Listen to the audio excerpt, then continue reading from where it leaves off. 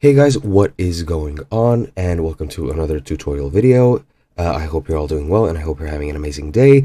And in this video, I will be explaining to you guys how you can transcribe a video in the Flixier online video editing app. So let's get right into it. As you can see here, I have a stock video which I have downloaded and then uploaded to Flixier, and I have put it in the track down below, as you can see.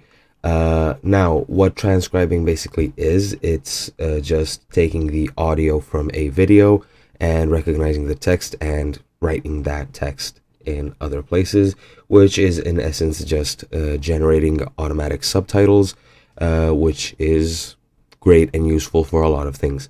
Now, once you have added this here, and you can add it either by dragging it yourself or by clicking the plus.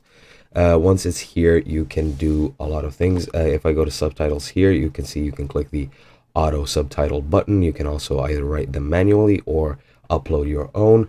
However, if that doesn't work, I mean, it probably should. If I click auto subtitle, it should generate it itself.